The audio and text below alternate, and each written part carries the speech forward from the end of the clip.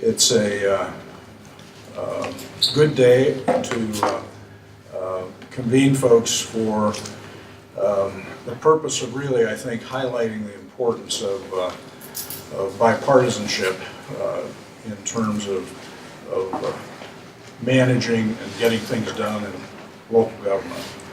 And over the years, I've had the privilege of working with folks from both parties in official capacities, and we thought it was really important to highlight some of those projects and efforts that we've made together as a community in order to address challenges and opportunities that we've had. So I'm pleased today to have with me three people in particular.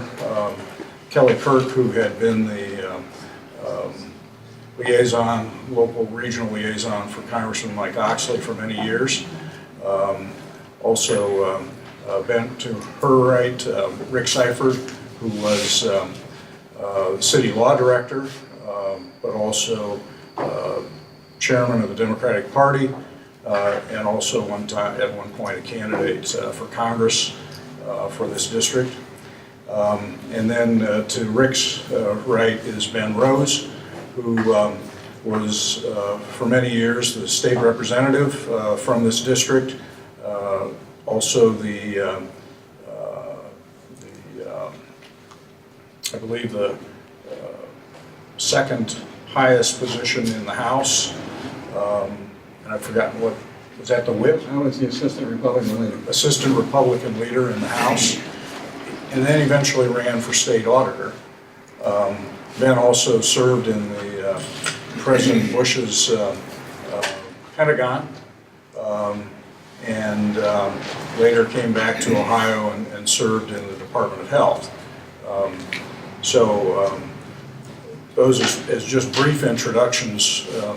I want to actually ask each of them to make some remarks, and we can answer any questions that you might have as well. So, Kelly? Oh, I get to go first, no? Okay.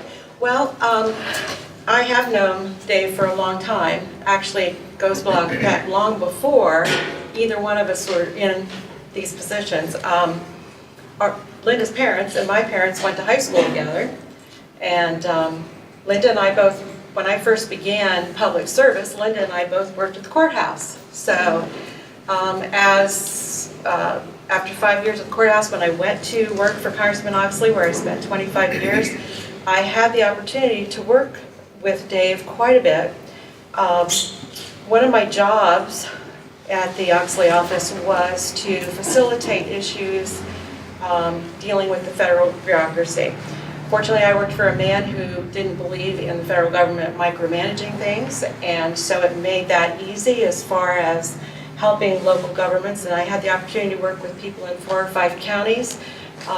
But Lima being my home, I think I probably would, working here in Lima and on things like the tank task force, the automotive task force, the issue involving the closing of the prisons, etc. All of those made me feel like I was actually doing something worthwhile. And what I came to learn was that, as Dave said today, bipartisan, yes, the mayoral race is nonpartisan, but we should call it bipartisan, not nonpartisan. Because the mayor has to work with all sides, all people, and he proved he could do that. And I have great respect for Dave, and that's why I'm here today. I've had the opportunity to work with both mayoral candidates, and he is definitely my pick for mayor. Thank you, Kelly. You're welcome. Rick? Thank you, Mr. Mayor. Once again, I'm in the minority surrounded by Republicans. What I would say is, you know, we have a Republican president, we have a Republican Congress, we have a Republican governor, we have a Republican Ohio Supreme Court, we have a Republican legislature, and the county commissioners are Republican. And I don't want to crown the chairman of the Republican Party as the new mayor of Lima just because he happens to be the chairman of the Republican Party. It's a nonpartisan race. When I ran for law director, was a nonpartisan race. And just because I bring out all that about Republicans doesn't mean that I don't like Republicans. Some of my best friends are Republicans, if you want the cliche. But I'd say, why do I support Dave Berger? You know, I remember the previous mayors. When I was law director under one of them, I remember when the grass in the park was 10 inches high. They couldn't get it cut. When there was poor leaf pickup, if any, the snow plowing couldn't get done. Street improvements were tar and chipstone. And if you ever had a house by that, the dust was a killer in the summer. And the Christmas lights were an issue. It was always a crisis whenever anything needed to be done. And with Dave, you have competence in government. And Mr. Cheney lives on Elm Street. Go look at Elm Street. It's a beautiful street, done by the city. Paved, sidewalks, landscaped, and that's been done all over the city, and I'm sure it'll continue on. And, you know, another thing I remember with previous mayors is when the fire department would fight fires, the hoses looked like sprinklers. They had so many leaks in them. Now we have a well-manned, well-funded fire department. Police department cars back then were rattle traps. Now we have nice police cars and a good police force.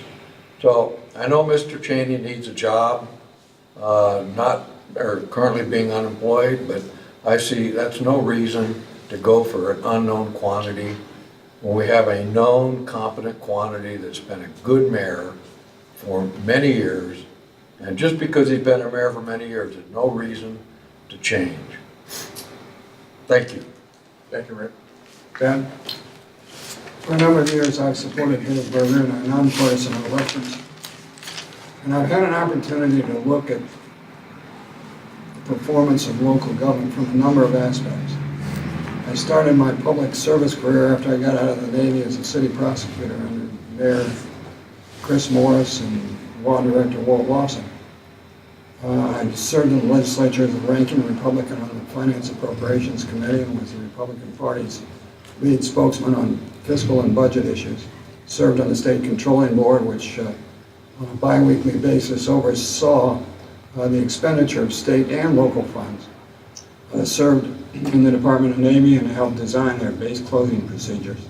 Served on as a public administrator under Governor Voinovich and was the chairman of the Ohio Ethics Commission. I only say that because it gave me a wide-ranging opportunity to look at the performance of local government in a number of ways. More than that, I'm a longtime citizen of Lima. I had the misfortune to be born in Ann Arbor. And my parents were briefly in business up there. My family's been in this county since 1832. I'm happy to report they did not have to be committed. They recovered their sanity and returned to Lima before.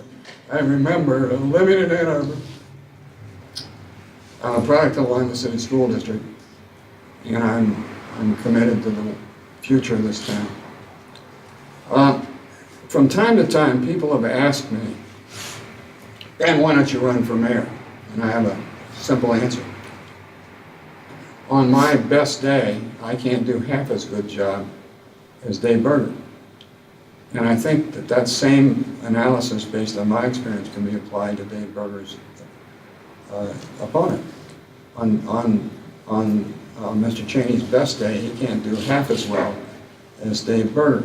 And that's not a slam at the opponent. It's a fact. Lima has been blessed with one of the great mayors in the history of this state. A mayor who has earned the respect of a number of people, including former Republican Governor George Voinovich, who was a mayor himself and understood how difficult it was to run a city. Now, there are two reasons that I think he's been a great mayor. Number one, he's a gifted financial manager. Gifted. He's done a better job in local government and managing us through the terrible Great Recession of 2008 than any local government in Ohio. It's been a superb job. He's done it without wrenching layoffs. He's done it without the interruption of public services. He's found ways to economize and improve efficiency. He's done a superb job. Secondly, he's done a great job in economic development, as an economic developer. Dave Berger could have written his own ticket to any major economic development job in the United States. He's that good, he has that good a reputation. We're lucky to have kept him this long. I want to turn just for a second to the issue of nonpartisan elections. Our charter makes our elections nonpartisan. But that doesn't mean that that will always happen. It's not, what is worrying me this time is that you have, and I would say this if it were a Democrat chairman, you have a Republican county chairman running for public office on a nonpartisan ticket with a full organization and support of the Allen County Republican Party organization. That's a slippery slope. I think one of the things our voters have to recognize is that there have been some cities like Columbus, Ohio, who have charters similar to us that have become extremely partisan. The first step is to have partisan elections for mayor, partisan elections for city council. The next step is to have partisan elections for city school board. The next step is to have partisan elections for township trustees.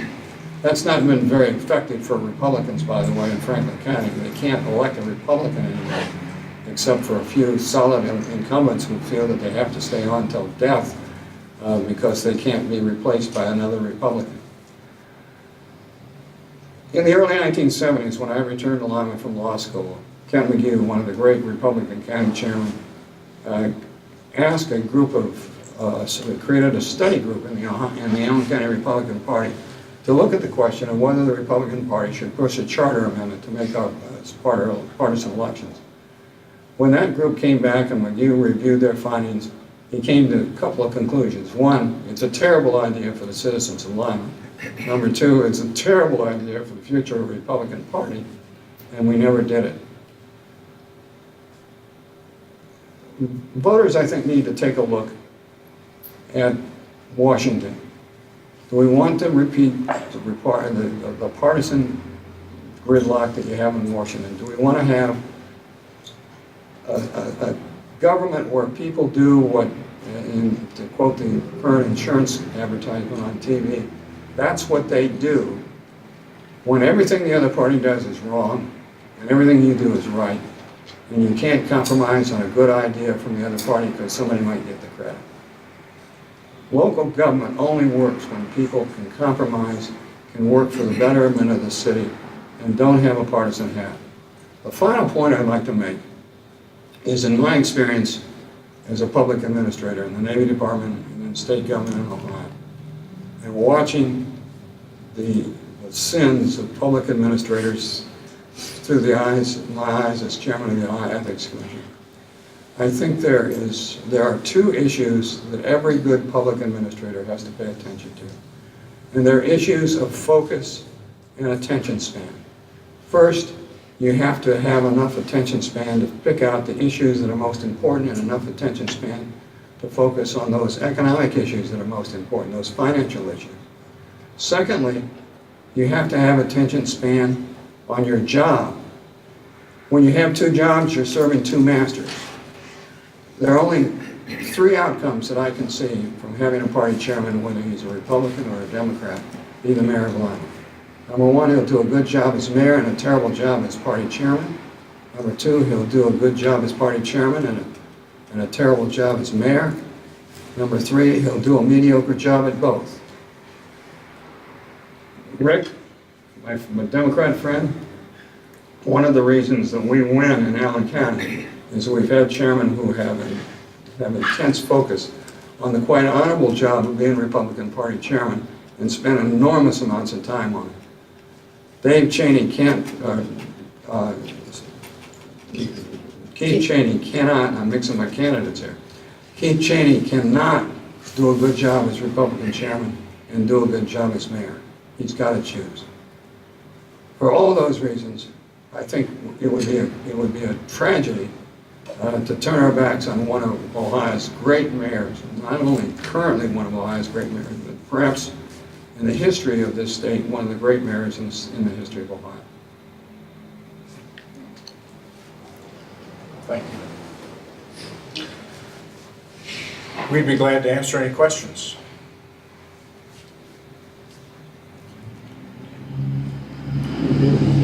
Questions?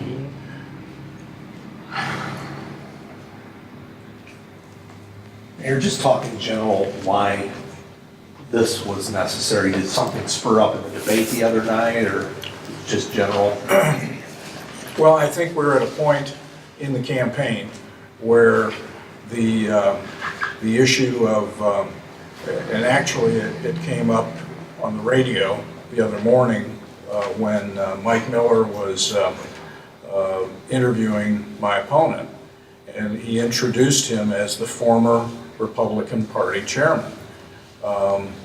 And so when I showed up on the radio show the next day for my interview, I said to Mike, and I think he looked, his eyes kind of went up because I corrected him. And I said, Mike, you introduced Mr. Cheney as the former Republican Party chairman.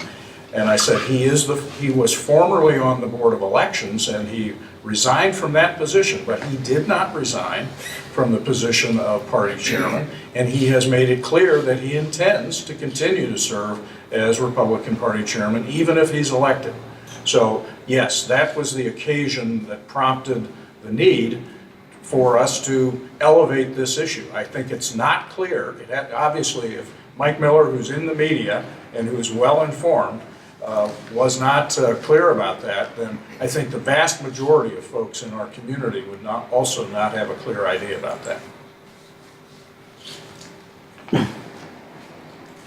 Talking about the bipartisan approach that you mentioned, especially with the current political climate, like we're talking about the gridlock, the kind of widening of the camps, so to speak, as it were, with the a lot of increasingly more farther on the right or farther on the left.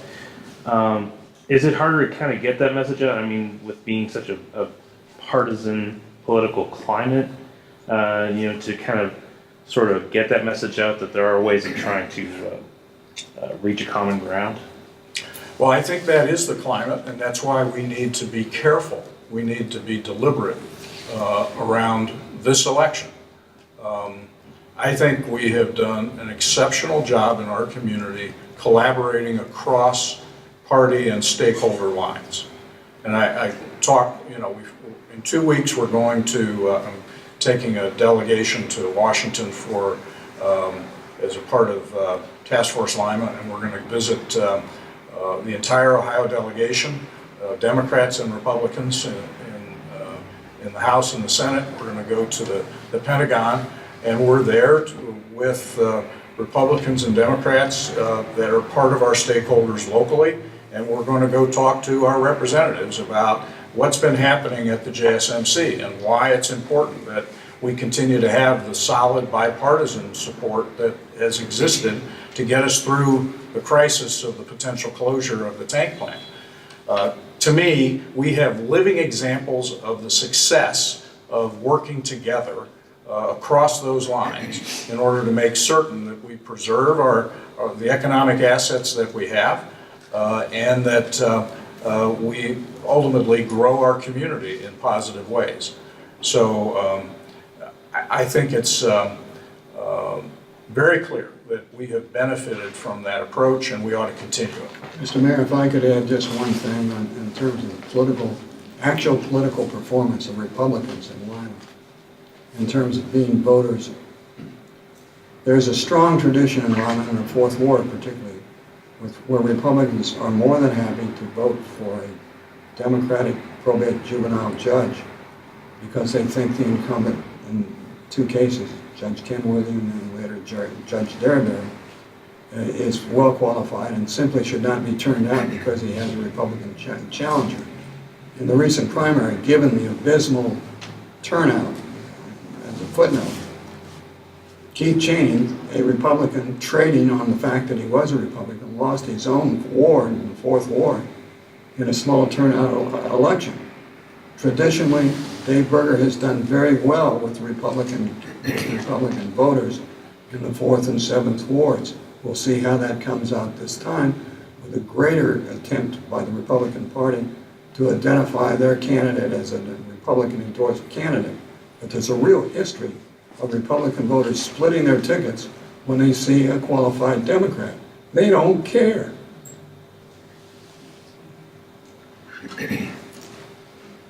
Just the last question I have is, a lot of times you hear what sort of the typical political government format priorities are, stereotypically between Republicans and Democrats, whether it's stronger emphasis on more centralized government programs to help individuals on the Democrat side versus more focusing on individual, lower taxes, promoting individual businesses and families, typically on the right. How is it, especially with Allen County and Lima, typically voting Republican in the last number of years? How have you been able to kind of sort of get that sort of message across that we can sort of be there again for for people who want those individual freedoms to pursue small business, pursue whatever various careers, things like that. My approach has not been that of an ideology. I'm a practical problem solver. Good ideas can come from everywhere and anywhere. And so we have sought solutions to real problems and basically gathered folks together to work on those, and often these have been initiatives that have taken years and years in order to accomplish them. And so it has, again, I think we have some absolutely superb examples of coming together across stakeholder lines. I mean, you just look at the way in which, with the refinery task force, we had labor, we had management, we had our business community. Everybody came together to preserve the refinery. That doesn't happen everywhere. We ought to really understand the uniqueness of how our community has marshaled its best resources in order to solve often very difficult problems.